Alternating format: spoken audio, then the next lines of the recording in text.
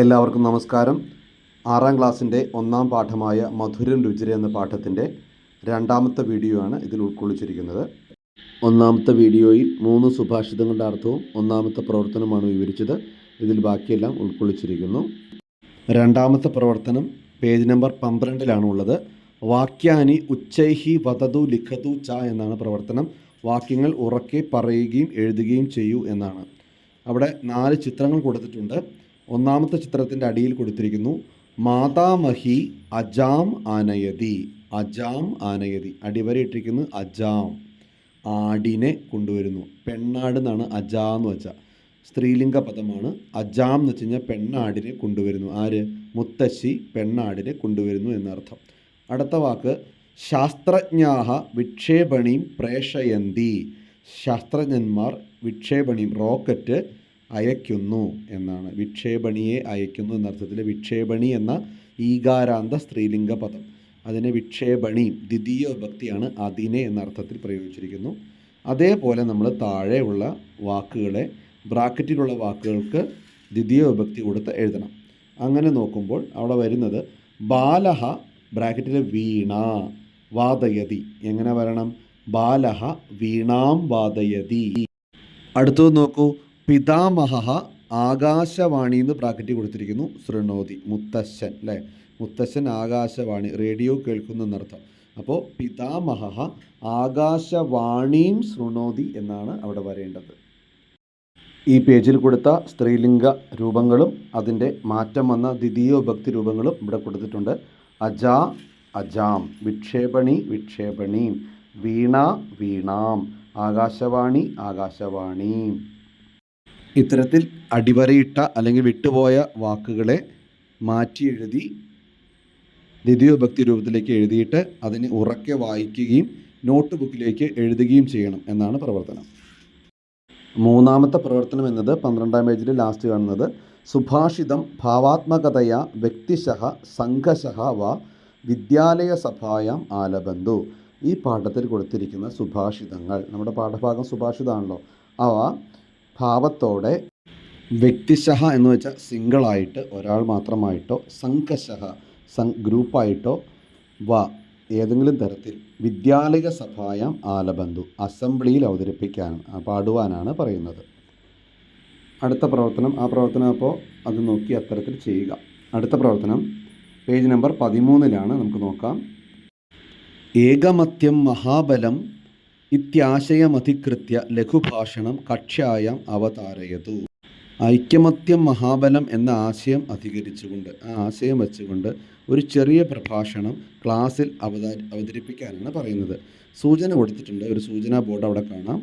മാനവാനാം പുരോഗത്യൈ ലോകസുഖായ രാഷ്ട്രഹിതായ സമാജസ്യ ഉന്നതേഹേ. അതായത് എന്തിനൊക്കെ വേണ്ടിയിട്ട്? മാനവൻ്റെ പുരോഗതിക്ക്, മനുഷ്യൻ്റെ പുരോഗതിക്ക് വേണ്ടിയിട്ട്, ലോകസുഖത്തിന് വേണ്ടിയിട്ട്, രാഷ്ട്രത്തിൻ്റെ ഹിതത്തിന് വേണ്ടിയിട്ട്, സമൂഹത്തിൻ്റെ ഉന്നതിക്ക് വേണ്ടിയിട്ടൊക്കെ നമ്മൾ എന്ത് ചെയ്യണം? ഐക്യമത്യം ആവശ്യമാണ് എന്നർത്ഥം വരുന്ന തരത്തിൽ ഒരു ചെറിയ പ്രഭാഷണം ക്ലാസ്സിൽ അവതരിപ്പിക്കാനാണ് പറയുന്നത്. ഈ വിഷയങ്ങളെല്ലാം ചേർത്ത് ഒരു ചെറിയ മാതൃക, ഒരു ലഘുഭാഷണത്തിൻ്റെ ചെറിയ മാതൃക ഞാനിവിടെ കൊടുക്കുന്നു.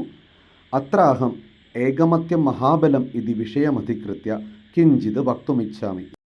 ഇവിടെ ഞാൻ ഐക്യമത്യം മഹാബലം എന്ന വിഷയത്തെ സംബന്ധിച്ച് അല്പം പറയുവാനായിട്ട് ആഗ്രഹിക്കുന്നു, സംസാരിക്കാൻ ആഗ്രഹിക്കുന്നു. മാനവാനാം പുരോഗത്യൈ ലോകസുഖായ രാഷ്ട്രഹിതായ ച വയം കാര്യം കുർമഃ. ഈ പറഞ്ഞ നമ്മുടെ പോയിൻറ്റ്സുകളെല്ലാം വന്നിട്ടുണ്ട്. മനുഷ്യരുടെ പുരോഗതിക്ക്, ലോകസുഖത്തിന്, രാഷ്ട്രഹിതത്തിനായിട്ട് നമ്മൾ കാര്യങ്ങൾ ചെയ്യണം. യഥാ സർവേ മിലിത്വ കാര്യം കുർവന്തി തഥാ സമാജഃ ഉന്നതിം പ്രാപ്നോതി. എപ്പോഴാണോ എല്ലാവരും ഒരുമിച്ച് ചേർന്ന് കാര്യങ്ങൾ ചെയ്യുന്നത്, അപ്പോൾ സമൂഹം ഉന്നതി നേടും. ജ്ഞാനം ശിക്ഷാച്ച ഗൃഹീത്വ വയം രാഷ്ട്രസേവ കരണീയം. അറിവും വിദ്യാഭ്യാസവും നേടിയിട്ട് നമ്മൾ എന്ത് ചെയ്യണം? രാഷ്ട്രസേവ ചെയ്യണം. സമാജേ ഏകത ആവശ്യകം, സമൂഹത്തിലെ ഐക്യം ആവശ്യമാണ്. യദി വയം സഹകാര്യം കുർമഃ തർഹി ജഗത് സുഖമയം ഭവതി. നമ്മൾ ഒരുമിച്ച് കാര്യങ്ങൾ ചെയ്താൽ ലോകം എന്താണ്? ഈ ലോകം, പ്രപഞ്ചം അല്ലെങ്കിൽ ലോകം, തർഹി എന്ന് വെച്ചാൽ അങ്ങനെയെങ്കിൽ എന്നർത്ഥം. ജഗത്ത്, ലോകം സുഖമയം ഭവതി, സുഖമയമായി തീരും. എന്താണ്? സുഖം നിറഞ്ഞതായി തീരുമെന്നർത്ഥം. ധന്യവാദ. ഇത്രയുമാണ് ഒരു ലഘുഭാഷണത്തിൽ അത്യാവശ്യം വേണ്ട കാര്യങ്ങൾ. ഒരു മാതൃക മാത്രമാണ്, നിങ്ങൾക്ക് വേറെ രീതിയിലും ഉപയോഗിക്കാവുന്നതാണ്. നമുക്ക് അടുത്ത പ്രവർത്തനം നോക്കാം. ചിത്രസ്യ ആശയാനുസാരം ഉചിതം സുഭാഷിതം പാഠഭാഗാത് സ്വീകൃത്യ ഉചിതസ്ഥാനെ ലിഖതു എന്നാണ് പ്രവർത്തനം. ചിത്രത്തിൻ്റെ ആശയമനുസരിച്ച് ഉചിതമായ സുഭാഷിതം പാഠഭാഗത്തു നിന്നും എടുത്തിട്ട് ഉചിതമായ സ്ഥാനത്ത് എഴുതണം. ഈ രണ്ടെണ്ണമാണ് കൊടുത്തിരിക്കുന്നത്, 2 ചിത്രം. അപ്പോൾ അതുമായി ബന്ധപ്പെട്ട സുഭാഷിതം നമ്മുടെ പാഠത്തിൽ പഠിച്ചത് അതിൻ്റെ അടിയിൽ അതുമായി ബന്ധപ്പെട്ട ചിത്രത്തിനടിയിൽ എഴുതാനാണ് പറഞ്ഞിരിക്കുന്നത്. നമുക്ക് നോക്കാം.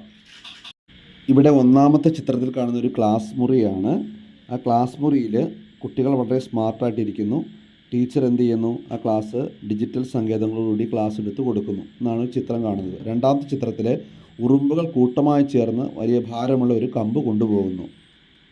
ആദ്യ ചിത്രം നോക്കുമ്പോൾ നമുക്ക് യോജിക്കുന്ന ഒരു സുഭാഷിതം എന്നത് അവസാനത്തെ സുഭാഷിതമാണ്. പേജ് നമ്പർ 10 കാണുന്ന സുഭാഷിതം സർവഹ സർവം ന ജാനാതി സർവജ്ഞോ നാസ്തി കശ്ചന ന ഏകത്ര പരിനിഷ്ടാസ്തി ജ്ഞാനസ്യ പുരുഷേ ക്വചിത് എന്ന സുഭാഷിതം. അതായത് എല്ലാവർക്കും എല്ലാം അറിയാൻ പാടില്ല, സർവജ്ഞരായി ആരും തന്നെയില്ല, ന ഏകത്ര പരിനിഷ്ടാസ്തി ജ്ഞാനസ്യ പുരുഷേ ക്വചിത് എന്ന് പറയുന്നു. അതായത് അറിവ് എന്ന് പറയുന്നത് ഒരു വ്യക്തിയിലോ ഒരു സ്ഥലത്തോ ഒതുങ്ങുന്നതല്ല, അത് പല സ്ഥലത്തുനിന്നും സ്വീകരിക്കുന്നതാണ്. ഇവിടെ നോക്കുമ്പോൾ ടീച്ചർ പറഞ്ഞു കൊടുക്കുക മാത്രമല്ല, ഡിജിറ്റൽ ICT സാധ്യത ഉപയോഗിച്ച് ഇന്ന് ലോകത്ത് ലഭ്യമായ ICT സങ്കേതങ്ങൾ ഉപയോഗിച്ച് അല്ലെങ്കിൽ അത്തരമുള്ള കാര്യങ്ങൾ, ഗൂഗിൾ പോലുള്ള കാര്യങ്ങൾ, മറ്റനേകം സങ്കേതങ്ങൾ ഉപയോഗിച്ച് നമുക്ക് പഠിപ്പിക്കാൻ സാധിക്കും. ആ കാര്യങ്ങൾ കൂടി ചേർത്ത് വിജ്ഞാനം കളക്ട് ചെയ്തിട്ടാണ് ടീച്ചർ ആ കുട്ടികൾക്ക് പറഞ്ഞു കൊടുക്കുന്നത്. അപ്പോൾ അറിവ് പരിമിതമല്ല, അത് ഒരാളിലോ ഒരു ദേശത്തോ ഒരു വസ്തുവിലോ ഒതുങ്ങിക്കൂടുന്നതല്ല എന്നർത്ഥം വരുന്നതാണ് ആ ചിത്രം നമുക്ക് മനസ്സിലാക്കാം. അപ്പോൾ അതാണ് അതിൻ്റെ സുഭാഷിതം. അപ്പോൾ പേജ് നമ്പർ 10 കാണുന്ന സുഭാഷിതത്തെ അവിടെ താഴെ എഴുതണം. രണ്ടാമത്തെ ചിത്രവുമായി ബന്ധപ്പെട്ട സുഭാഷിതം നമുക്ക് മനസ്സിലാവുന്നത് എത്രാമത്തെയാണ്? പേജ് നമ്പർ 8 പേജിൽ കാണുന്നതാണ്. ആദ്യത്തെ സുഭാഷിതം ഐക്യം ബലം സമാജസ്യ തദഭാവേ സദുർബലഃ തസ്മാദൈക്യം പ്രശംസന്തി ദൃഢം രാഷ്ട്രഹിതൈഷിണഃ എന്ന സുഭാഷിതമാണ്. ആദ്യമേ അർത്ഥം പറഞ്ഞിട്ടുള്ളതാണ്. ഐക്യം, സമാജത്തിൻ്റെ ബലം എന്ന് പറയുന്ന ഐക്യമാണ്. അതില്ലാതെ എല്ലാവരും ദുർബലരായിത്തീരുന്നു.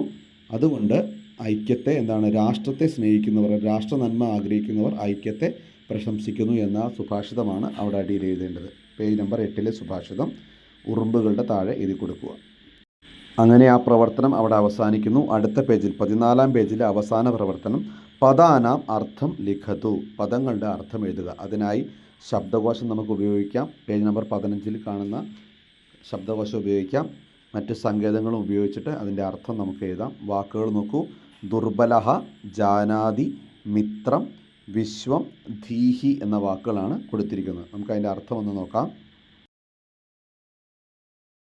ദുർബലഹ എന്ന വാക്കിന് സമാന അർത്ഥം വരുന്നത് അശക്തഹ, ജാനാതി, അവഗച്ഛതി. നമ്മുടെ ശബ്ദകോശത്തിൽ 15 പേജിൽ ശബ്ദകോശത്തിൽ ജാനാദിയുടെ അർത്ഥം കൊടുത്തിട്ടുണ്ട്. അടുത്ത് നോക്കൂ. മിത്രം, സുഹൃത്ത്, സുഹൃദ് 2 തരത്തിലും പറയാവുന്നതാണ്. വിശ്വം, ജഗത്ത്, ജഗത് 2 തരത്തിലും പറയാം. ധീഹി എന്നതിന് സമാനാർത്ഥം നമ്മുടെ പാഠപുസ്തകത്തിൽ തന്നെ സുഭാഷിതത്തിൽ ബുദ്ധിമാൻ, ശ്വഹകരണീയാനി എന്ന് പറയുന്ന 9 പേജിൽ സുഭാഷിതം വിവരിക്കുന്ന കൂട്ടത്തിൽ അന്വയത്തിലുണ്ട് ബുദ്ധിമാൻ എന്നുള്ളത്. അപ്പോൾ ബുദ്ധി എന്നാണ് ധീഹി എന്ന വാക്കിൻ്റെ അർത്ഥം. ബുദ്ധിഹി എന്ന് വരും. ഇങ്ങനെയാണ് അർത്ഥം എഴുതേണ്ടത്. ഇതോടെ പ്രവർത്തനങ്ങൾ അവസാനിക്കുന്നു. എന്നാൽ 16 പേജിൽ അനുബന്ധമായി കൊടുത്തിരിക്കുന്നു അധിക വാചനാംശ, അധികമായി വായിക്കേണ്ടത് അവിടെ കൊടുത്തിരിക്കുകയാണ്. ഭാഷാസു മധുര മുഖ്യ ദിവ്യ ഗീർവാണ ഭാരതി തസ്യാം ഹി മധുരം കാവ്യം തത്രാഭിച സുഭാഷിതം. ഭാഷകളിൽ മധുരവും മുഖ്യവും ദിവ്യവുമായതാണ് ഗീർവാണ ഭാരതി. സംസ്കൃതത്തിൻ്റെ മറ്റൊരു പേരാണ്. ഇതാണ് ഗീർവാണ ഭാരതി എന്ന് സംസ്കൃതത്തിൻ്റെ മറ്റു പേരാണ്. ഭാരതത്തിൽ പുകൾപെറ്റ ഒരു ഭാഷ. തസ്യാം ഹി മധുരം കാവ്യം, അവിടെ തന്നെയാണ് മധുരം കാവ്യവും. തത്രാഭിച സുഭാഷിതം, അവിടെ തന്നെയാണ് സുഭാഷിതവും ഉള്ളത്. ഈ സംസ്കൃതത്തിൽ തന്നെയാണ് മധുരമായ കാവ്യങ്ങളും മധുരമായ സുഭാഷിതങ്ങളും ഉള്ളത് എന്ന് പറയുന്നു. സംസ്കൃതത്തിൻ്റെ പ്രാധാന്യത്തെക്കുറിച്ചൊരു ഇതാണ് അവിടെ കൊടുത്തിരിക്കുന്നത്. അടുത്ത് അധികതാഹ അംശാഹ എന്ന് കൊടുത്തിട്ടുണ്ട്. എന്താണ് നമ്മൾ പഠിക്കേണ്ട കാര്യങ്ങൾ? ഈ പാഠം പഠിക്കുമ്പോൾ നമ്മൾ മനസ്സിലാക്കേണ്ട, പഠിച്ചിരിക്കേണ്ട, അറിയേണ്ട കാര്യങ്ങൾ എന്തൊക്കെയാണെന്ന് കൊടുത്തിരിക്കുന്നത്. നമ്മൾ പഠിക്കേണ്ട കാര്യങ്ങൾ. സുഭാഷിതം സതാളം ആലപത്. സുഭാഷിതം നന്നായി ആലപിച്ചു താളത്തോടെ. ലഘുഭാഷണം അകരോത്. ലഘുഭാഷണം ചെയ്തു. പദാനാം അർത്ഥം അലിഖത്. പദങ്ങളുടെ അർത്ഥം എഴുതി. സുഭാഷിതസ്യ ആശയം അവാഗച്ഛത്. സുഭാഷിതങ്ങളുടെ ആശയം മനസ്സിലാക്കി. ആശയാനുസാരം സുഭാഷിതം അലിഖത്. ആശയമനുസരിച്ച് സുഭാഷിതം എഴുതി. അതായത് ആ ചിത്രത്തിൻ്റെ അടിയിൽ കൊടുത്തിരിക്കുന്ന കാര്യമാണ് പറയുന്നത്. ഇതാണ് അധികതായ അംശം. നമ്മൾ പഠിക്കേണ്ട അധികതാഹ അംശാഹ, തിരിച്ചറിയേണ്ട അംശങ്ങൾ. താഴെ അധോദത്തെ സുഭാഷിതേ സൂചിതസ്യ കസ്യജന പക്ഷിണഃ ചിത്രം അധോദത്തമസ്തി. താഴെ നൽകിയിരിക്കുന്ന സുഭാഷിതത്തിൽ പറഞ്ഞിരിക്കുന്ന ഒരു പക്ഷിയുടെ ചിത്രം താഴെ കൊടുത്തിട്ടുണ്ട്. ബിന്ദൂൻ യോജയിത്വ ചിത്രസ്യ വർണ്ണലേപനം കരോതു. ബിന്ദുക്കൾ യോജിപ്പിച്ചിട്ട് ചിത്രത്തിന് നിറം കൊടുക്കാനാണ് താഴെ കൊടുത്തിരിക്കുന്ന ഒരു സുഭാഷിതം. അതിൽ പരാമർശിക്കുന്ന ഒരു പക്ഷിയുടെ പടം പേജ് നമ്പർ 17 കൊടുത്തിട്ടുണ്ടെന്നാണ് പറയുന്നത്. നമുക്കൊന്ന് നോക്കാം.